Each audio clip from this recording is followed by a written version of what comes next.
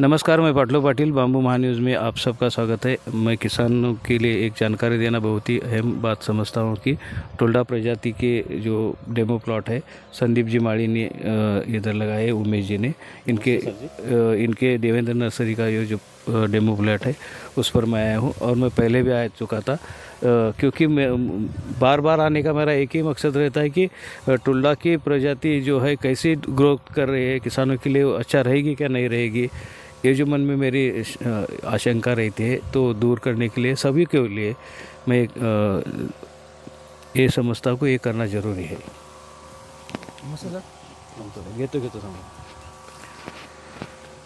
उमेश जी, मेरे साथ उमेश सोनार और संदीप जी साथ में काम करते हैं। मैं पहले संदीप जी नमस्ते आपको। नमस्ते उमेश जी नमस्ते आपको। मैं आप दोनों से जानकारी लेना, क्योंकि मेरे आप दोनों के साथ डिस्कशन ये करना है कि ये बात का जो लोगों के लिए ज्ञान ज़रूरी है। तो आपने तो बहुत काफ़ी काम किया है इसमें, महाराष्ट्र में भी सब जगह जाके आपने जो सेमिनार होते हैं उनमें भी आप भाग लेते हैं, किसान भी आपके पास आते हैं, जो शासकीय स्तर पर जो काम चलता है वो भी आते हैं। तो ये सबसे जुड़े रहने से कैसा किसानों को क्या करना चाहिए, कैसा करना चाहिए खेत में, ये तो जानकारी लेना ही चाहिए ना सर। तो मैं आपको इसीलिए धन्यवाद देता हूँ कि आपने बहुत कुछ काम करके रखा है। नमस्ते किसान भाइयों, मेरा नाम उमेश और मैं संदीप जी के साथ में हमने यहाँ पे कुछ बाम्बू की खेती की हुई है। प्रायोगिक तत्व पे हमने टोल्डा ये प्रजाति हमारे यहाँ पे लगाए थे और मैं पाटिल जी को तहे दिल से धन्यवाद देना चाहता हूँ कि उन्होंने जब से हमारा ये जो प्लॉट है फ्रॉम ग्रोइंग टू आज तारीख तक उन्होंने एटलीस्ट ये प्लॉट में 2 से 3 वीडियोज़ बनाए हैं। सो उसमें मेरी पहली फसल थी कॉटन की। कॉटन के बाद हमने बैंगन लिया था, बैंगन का वीडियोज़ आपने शायद देखा रहेगा। और वहाँ से लेके अब तक ये कैसी इंटरक्रॉपिंग है ना। यस बिल्कुल, इंटरक्रॉपिंग से शुरू हुआ है डेफिनेटली लोगों को। सो एक है कि अभी क्या है ना कि सिनेरियो बदलता रहता है बाम्बू में। सो कैसे कैसे हर स्टेज पे उसकी ग्रोथ हो रही है, इसके बारे में हम आपको किसानों को बताना चाहते हैं कि हम और आप अलग नहीं है। खाली आपसे हम लोग एक पहिया थोड़ा ऊपर है, हम 1 साल आपसे आगे हैं। सो हमें जो भी अच्छी बातें होती है हम आपके साथ में शेयर करेंगी और जो भी बुरी बातें होते हैं हम आपको बताएंगे कि सर ये जो चीज़ है हम यहाँ पे थोड़े से 19-20 हो गए, प्लीज़ आप इसे कलेक्ट कर लेना। तो ये वीडियो बनाने का ही ज़रिया और उसका उद्देश्य यही रहेगा हमारा। सो प्लीज़ आप आइए। संदीप जी, मैं आपसे जानकारी लेना चाहता हूँ कि टोल्डा प्रजाति किसानों के लिए कैसी रहेगी, बेहतर रहेगी क्या? हाँ जी सर, टोल्डा प्रजाति बेहतर रहेगी। फिर वो कैसे बेहतर रहती है थोड़ा मैं आपको बताना चाहता हूँ, क्योंकि टोल्डा ये जो वैरायटी है मल्टीपर्पज़ है। क्योंकि क्या होता है, ये वैरायटी का जो बाँस है ये सीधा जाने वाला है, लाइट वेट बैम्बू है। फिर वो बोलते हैं ना कि लाइट वेट होने के कारण भी वो उसका लाइफ बहुत अच्छा वो है, उसमें स्ट्रेंथ अच्छी है, बराबर। और ये मल्टीपर्पज़ वैरायटी, जैसे कि स्कैफोल्डिंग से लेके आप प्लाईवुड इंडस्ट्री हो, अगरबत्ती स्टिक का इंडस्ट्री हो, क्योंकि ज़्यादा अगरबत्ती के लिए यूज़ करते हैं। हाँ, मैं तो बोलता हूँ ज़्यादा अगरबत्ती होने से जो छोटे छोटे एंटरप्रेन्योर महाराष्ट्र में खड़े होंगे ना, तो उनके लिए सबसे बेटर बैम्बू रहेगा ये टोल्डा। क्योंकि बड़ी इंडस्ट्री आने में टाइम लग सकता है, तब तक छोटे छोटे एंटरप्रेन्योर, क्योंकि अब हमारे महाराष्ट्र में क्या होगा, अभी क्लस्टर डेवलप हो रहा है। जैसे कि एक तहसील में 10-15 फार्मर लगा रहे हैं, कोई डिस्ट्रिक्ट पकड़ ले तो 50-100 फार्मर हो गए। ऐसे 50-100 फार्मर का जो बाँस है 4 साल के बाद जब निकलेगा ना, तो 50-100 फार्मर के बाँस पे बड़ी इंडस्ट्री नहीं चलेगी। फिर एक 50-100 फार्मर के इसमें एक छोटी इंडस्ट्री चल सकती है, जो ज़्यादा, हाँ, जैसा कॉटन इंडस्ट्री है वो मॉडल पे इस पे काम करेंगे ना, तो टोल्डा ये बैम्बू की तरफ देखना चाहिए। और यही वैरायटी वो छोटे एंटरप्रेन्योर के लिए अच्छा मुनाफा दे सकती है। क्योंकि आप बोलते हैं ना कि जैसा कि क्लस्टर बना है तो छोटा बनता है ना। हाँ, छोटा बनता है। ऐसा कोई इतना 1000-1500 एकड़ का नहीं होता, 50 एकड़ 100 एकड़ का क्लस्टर हो रहा है। इसके लिए ये प्रजाति अच्छी रहेगी। हाँ, ये प्रजाति अच्छी रहेगी और वो हार्वेस्टिंग के लिए भी इजी है। सिर्फ ये प्रजाति में एक ध्यान रखना है, जिनके पास अच्छा पानी और अच्छी खेती होगी वो फार्मर इसको ऊपर फोकस करेंगे ना, तो इनके लिए बेटर। क्योंकि ये बैम्बू को अदर बैम्बू के इसमें पानी की मात्रा ज़्यादा लगती है। इसमें पानी ज़्यादा लगता है। फिर इतना ही नहीं कि जैसा केली को लगता है उतना पानी नहीं लगेगा, फिर भी दूसरे बैम्बू से थोड़ा पानी ज़्यादा लगता है। और आप देख सकते हैं बागायती क्षेत्र में लगाना चाहिए। बागायती क्षेत्र में लगाना चाहिए।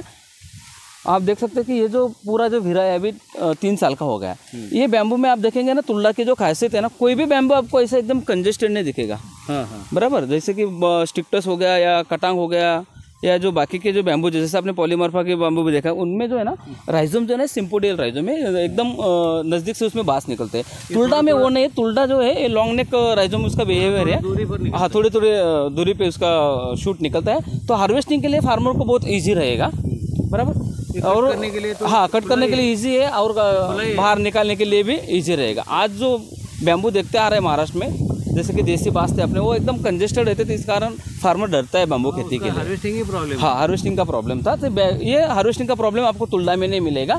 और जो जैसे कि आप देख सकते हैं, ये पिछले साल के पोल थे। बराबर, इसके बाद ये पोल निकले हैं, फिर इस साल आप ये बारिश में देखते होगा ना, ये पोल निकले हुए हैं, या अभी नए पोल है, ये नए पोल है। ये जो पोल है ये इस साल के निकले हुए पोल है। बराबर, तो इनमें क्या हो जाएगा, अभी फार्मर को जैसा आप वाल थिकनेस का भी इशू बहुत सारे फार्मर के दिमाग में है कि तुल्डा का वाल थिकनेस बहुत कम आता है। तो मैं आपको थोड़ा दिखाना चाहता हूँ कि वाल थिकनेस तुल्डा की कैसी है। जैसा जैसे बैम्बू का डायमीटर बढ़ता जाएगा, उम्र बढ़ता जाएगा ना, उसका वाल थिकनेस में भी आपको सुधारना दिखाई देगी। हाँ, कम से कम मैं बोलता हूँ 12 mm से लेकर 16 mm तक का वाल थिकनेस बॉटम में तुल्डा को मिल सकती है।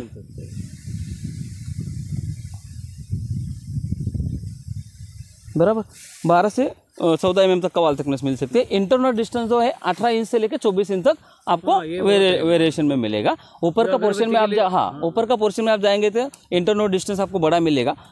बेसल पोर्शन में जाएगा इंटरनल डिस्टेंस आधा फीट से कम मिलेगा।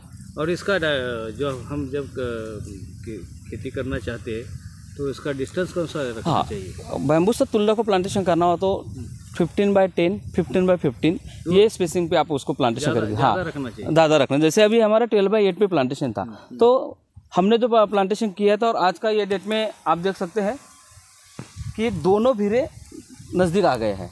बीच में जगह हम लोगों को कम मिल रही है, क्योंकि क्या था, बैम्बू का हर साल वो जगह लेते जाता है। तो बैम्बू ये डेंस तुल्डा को डेंस फार्मिंग करके फ़ायदा नहीं है। इसका डिस्टेंस 15x10 और 15x15 पे आप लगाएंगे तो बेटर रहेगा। और इसके लिए जो सॉइल लगेगा बैम्बू सा तुल्डा के लिए, कम से कम 4 फीट तक सॉइल बेस होना चाहिए, या मुरुम मिट्टी होनी चाहिए। जहाँ पे पत्थर है वहाँ पे तुल्डा लगा के फ़ायदा नहीं होगा, या ज़्यादा उसको मेहनत करनी पड़ेगी। और पानी कम से कम 1 एकड़ को वीकली 1 बार पानी दे सकते हैं, फ्लड इरिगेशन से दे या ड्रिप से वीक में 2 बार पानी देंगे तो तुल्डा का प्लांटेशन अच्छा हो सकता है। यानी तो ये जरूरी है कि पानी चाहिए, बिना पानी का तुल्डा का खेती नहीं हो सकता है। हाँ, तुल्डा के लिए पानी मोस्ट है। आइए मैं आपको ये बात है सर। हम जब सोचते हैं कि बागायती क्षेत्र हो या पानी वाला क्षेत्र ही हो, उसे लगाने से उस किसानों के ये आज प्रोडक्ट अच्छा मिलेगा। बराबर।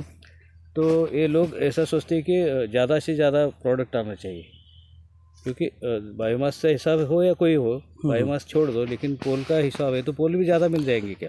देखो सर, डेंस प्लांटेशन करके आपको लगता होगा कि पोल ज़्यादा मिलेंगे। डेफिनेटली पोल ज़्यादा मिलेंगे। उसको मैं पोल नहीं बोलूँगा, उसको लाठी बोलूँगा। हाँ। आपको लाठी ज़्यादा मिलेंगी, पोल नहीं मिलेगा। पोल मैं किसको बोल सकता हूँ? अभी ये लाठी है मेरी। हाँ। ये लाठी है और ये पोल में कन्वर्ट हो रहा है। बराबर, जितना ज़्यादा डिस्टेंस होगा उतना पोल ज़्यादा मिलेगा। और बैम्बू में है ना, सनलाइट भी ज़रूरी होता है आना। 12x8 हो गया या 12x6 हो गया, इसमें क्या होता है कि सनलाइट कम आता है। कम सनलाइट आने के बाद जो नए करले आने वाले थे, जिसको हम यंग शूट बोलते हैं ना, वो शूट को पूरा पोर्शन है, उसको अच्छा फोटोसिंथेसिस ना होने के कारण क्या होता है, वो बीच में मर जाता है। बराबर, और इसकी प्रोडक्टिविटी जो है बैम्बू में कम से कम 10 से 15 शूट निकलते हैं, या 17-18 भी निकलते हैं। उसको ज़मीन से कितना खाद मिल रहा है वो हिसाब से हो गया था। डेंस प्लांटेशन कर देंगे तो ज़मीन में जितना माइक्रोन्यूट्रिएंट डेवलप हो रहा है उतना पूरा पेड़ खा लेंगे, तो बाकी के पेड़ कमज़ोर हो जाते हैं। इससे अच्छा जो स्पेसिंग है वो सही तरीके से लगाए फार्मर लोग। 12x12 पे लगाए, 15x15 पे लगाएंगे तो 200 प्लांट बैठेंगे पर एकड़ में, और 15x10 पे लगाएंगे तो 300 प्लांट बैठेंगे। तो भी 200 प्लांट में भी मैं पकड़ता हूँ, हर एक फार्मर के खेत में से एक बीघे में से 10 बैम्बू भी मिला तो भी उसको 2000 बैम्बू पोल मिलते हैं। हाँ, तो काफ़ी है। बराबर, और 50 रुपये में भी एक बैम्बू का पोल बिका, 35-40 फीट वाला, तो भी फार्मर को 1 से 1.25 लाख रुपए का आमदनी आने में कोई प्रॉब्लम नहीं है। हर बरस मिल जाएगी, हर बरस मिलती रहेगी। और बैम्बू ऐसा नहीं कि 10 से 15 लाख 1 एकड़ में बाम्बू खेती में उत्पादन मिलेगा। नहीं, वो उतना बाम्बू खेती ये है कि सस्टेनेबल इनकम के लिए बैम्बू खेती कोई करना चाहता है और 1 से 1.5 लाख रुपए की आमदनी में खुश रहना चाहता है, वो फार्मर बैम्बू की खेती करेगा तो उसके लिए वो मुनाफेदार रहेगी। क्योंकि आज के डेट में 1 से 1.5 लाख रुपए 1 एकड़ खेती में भी मिलना बहुत अच्छी बात है। क्योंकि आज जैसे कॉटन हो या कोई अदर फसल का देखते हो कि पूरा मेहनत करके लेबर को मैनेज करके इन्वायरमेंट का जो भी कुछ प्रॉब्लम है उसको समझ के या मार्केट की सिचुएशन को समझ के ज़्यादा से ज़्यादा 20 से 25 हज़ार रुपये पर एकड़ में आज जलगांव डिस्ट्रिक्ट या अदर महाराष्ट्र के एरिया में आ रहा है। तो बैम्बू खेती से 1 लाख रुपए मिलता होगा तो मैं तो बोलता हूँ कि बैम्बू खेती ये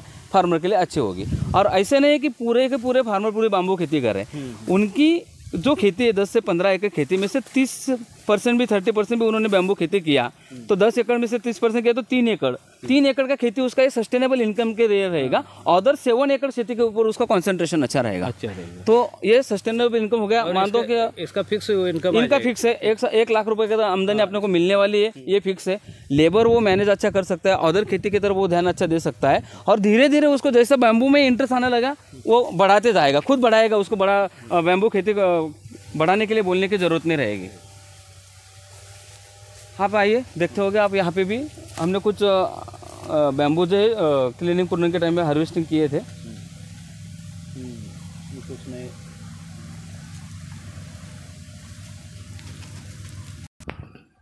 सर आपसे बात करके आपकी जो खेती देख के मुझे अच्छा लगा कि एक टुल्डा ऐसी प्रजाति की जो किसान को लगाना चाहिए, उसे बेनिफिट मिल सकता है। तो कौन से ऐसे बेनिफिट है सर आप बता सकते हैं कि जो शॉर्ट में आप बताइए कि किसान ने टुल्डा लगाना क्यों चाहिए? हाँ जी सर, देखिए टुल्डा का जो खेती है किसान ने क्यों लगाना चाहिए, क्योंकि बैम्बू के बहुत सारे स्पेसिस है, उसमें से भी जो बेस्ट ऑफ बेस्ट स्पेसिस में अपन काम करना चाहते हैं और लगाना चाहते हैं और अच्छे इनकम करना चाहते हैं, तो उसमें से हमारे स्टडी में तो हम लोगों को टुल्डा ये स्पेसिस अच्छा लगा क्योंकि ये मल्टीपर्पज़ है। जैसे कि क्या होगा, अपने इंडिया में अगरबत्ती स्टिक हो गया, कुल्फी इंडस्ट्री हो गया, स्कैफ फोल्डिंग का हो गया, ये सभी एरिया में बैम्बू लगता है। तो यहाँ पे लगता है तो कौन सा बैम्बू लगता है, तो वो सब में बड़ा इंटरनोड सीधा जाने वाला बैम्बू जो हार्वेस्टिंग के लिए भी अच्छा होगा और जिसमें से स्लाइवर्स अच्छे निकलेंगे, स्टिक अच्छी निकलेगी, जो फिनिश प्रोडक्ट बनेगा उसका क्वालिटी अच्छा निकलेगा। बोल रहे थे कि सर एक छोटी इंडस्ट्री वाले को ही बड़ा अच्छा है। हाँ, अभी क्या है जैसे कि बड़ी इंडस्ट्री तो बाद में आ जाए। हाँ, जो मैंने आपको बोला था कि क्लस्टर डेवलप हो रहे हैं, बराबर, कि एक गाँव में तालुका तहसील में या डिस्ट्रिक्ट में प्लांटेशन बढ़ते जा रहा है। फिर जब प्लांटेशन बढ़ेगा तो स्टार्टिंग में इंडस्ट्री बड़ी इंडस्ट्री नहीं आ रही है, तब तक इन लोगों का जो स्टार्टिंग वाले जो फार्मर है उनका जो बांस निकलेगा, आज भी उनके दिमाग में एक संभ्रम है कि मैंने तो बांस लगा लिया है, मेरा बांस बिकेगा कहाँ पे, बराबर। तो 1-1.5 साल में जो उसका बांस रेडी हो जाएगा, तब जो नौजवान या कोई नया इंटरप्रेन्योर है या कोई छोटा मोटा इन्वेस्टर है वो क्या करेगा, ये बैम्बू को परचेस करके इसमें से अगरबत्ती स्टिक बना सकता है। प्लाईवुड इंडस्ट्री में जाते होगे तो वो बड़ी इंडस्ट्री को सप्लाई कर सकता है, नेरेस रहेगा तो उसको प्राइमरी प्रोसेसिंग का जो कुछ जुगाड़ हो सकता है अपने एरिया में क्लस्टर में, तो प्राइमरी प्रोसेसिंग में जाने के लिए टुल्डा बहुत बेटर वैरायटी दिखाई देती है। और उसके साथ साथ जो मार्केट, जो लोकल मार्केट है ना, लोकल मार्केट में क्या होता है, जो लोकल यूथ है वो क्या देखता है, सीधा बाम्बू उसको मार्केट में चाहिए, बराबर है। वो 2 पैसे ज़्यादा गए चलेगा तो वो सीधा देखता है। कोई भी अभी क्या है, गाय भैंस के लिए कोई गोठा बनाता है या कोई ये बनाता है या कोई छोटा सा उसको खेत में मकान बनाता है, उसके लिए वो बैम्बू मार्केट में परचेस ले जाता है, तो वो सीधा बाम्बू देखता है। तो सीधा बाम्बू जो है कि ये अपना टुल्डा वैरायटी में सीधा बम्बू अपने को मिलेगा। आप देख सकते हैं कि यहाँ से 35 फीट तक का बम्बू आपको सीधा मिल रहा है। तो उसमें 18 फीट 20 फीट पोर्शन करके फार्मर लोकल मार्केट में भी बेच सकता है। ऐसा नहीं कि इंडस्ट्री को भी ऊपर वो डिपेंड रहेगा, बराबर। इंडस्ट्री के ऊपर डिपेंड रहेगा तो उसके लिए टाइम लगेगा। हाँ, तब तक जो शुरू के फार्मर है, जो लर्नर फार्मर है या जिन्होंने स्टार्टअप किया था, वो फार्मर के लिए टुल्डा आज के डेट में मार्केट अपने पास अवेलेबल है, जो लोकल मार्केट में बेच सकते हैं।